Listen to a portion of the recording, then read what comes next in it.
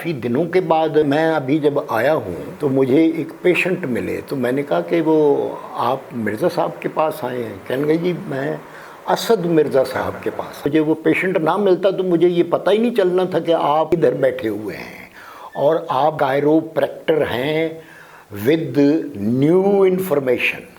जो आज की नई नस्ल की जो इन्फॉर्मेशन होती है वो बहुत आला दर्जे की होती है। तो आप कायरोप्रैक्टर हैं sir, chiropractor and US qualified sir. माशाल्लाह माशाल्लाह माशाल्लाह माशाल्लाह। तो ये तो बड़ी खुशी की बात है। हम हाथ की ही मैनिपुलेशन से, एडजस्टमेंट से आपके जॉइंट, बैक पेन की दर्दों का इलाज करते हैं। और इसमें जो सबसे ज़्यादा अच्छी बात है कि without medicine and without surgery है ये इलाज। जी, ये सबसे बड़ी बात है। वगरना होता ये है कि हर बंदा, जैसे हार्ट के जो स्पेशलिस्ट हैं वो जो स्टेंट्स वगैरह डालते हैं, उनके पास मरीज़ जाता है तो वो या तो ऑपरेशन उनको सजेस्ट करते हैं या वो स्टेंट का कह देते हैं।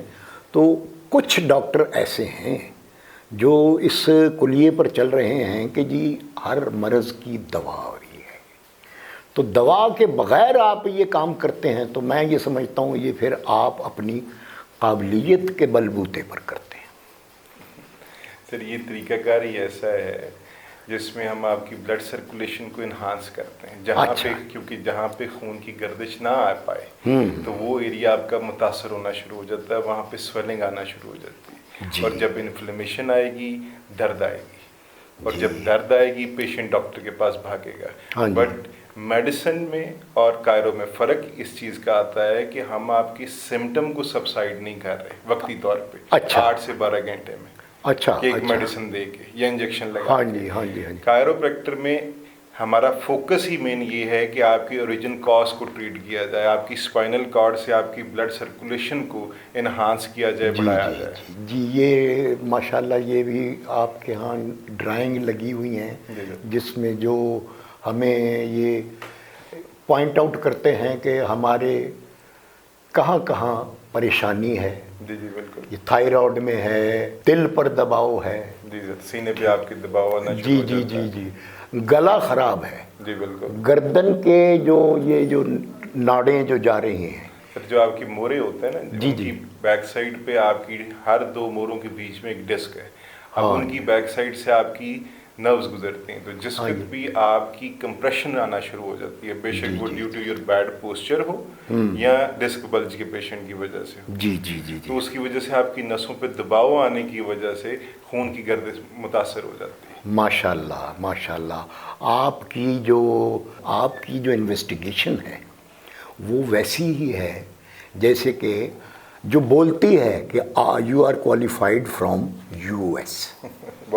जो लोग बगैर सोचे समझे कोई मतलब यही सजेस्ट करते हैं कि ये हार्ट का भी जो है वो ऑपरेशन होना चाहिए, स्टेंट डलना चाहिए, तो वो कोई जिम्मेदारी नहीं होती या गारंटी नहीं होती कि आप हार्ट की सर्जरी करवा लेंगे या स्टेंट डलवा लेंगे, उसके बाद भी उनको इलाज करवाना पड़ता है और मुसलसल से आपको मुसलसल मेडिसिन पे रहना पड़ता है। जी जी जी जी जी। तो जो लाइफस्टाइल है ना हमारा आजकल, वो भी बहुत ज़्यादा प्रॉब्लम हो गया। इवन तो बच्चों में ये बहुत ज़्यादा प्रॉब्लम। हाँ जी, अब तो नौजवान बच्चे जो होते हैं वो इसका शिकार हो रहे हैं जी। हमें आजकल ये गलतफहमी होती है कि पेरेंट्स जिस वक्त अपने बच्चों के साथ होते हैं तो आते हैं हमारे पास क्लिनिक विजिट में, तो हम देखते हैं कि शायद बच्चे अपने पेरेंट्स को लेके आए हैं, बाद में पता चलता है बच्चों को लाया गया है। ऐसा ही है, क्योंकि ये जो अर्लियर डीजेनरेटिव चेंजेस हैं, जी जी, आपकी एज में जो प्रॉब्लम आनी है वो 60 साल 50 साल के बाद आती थी, क्योंकि आपका जो लिविंग स्टाइल था, रहना सहना, खाना पीना बहुत अच्छा था, पैदल चलना बड़ा होता था जी, और खाना भी जो खाना होता था वो कोई मुरगन ग़िज़ाएं नहीं जब खाया करते थे हम।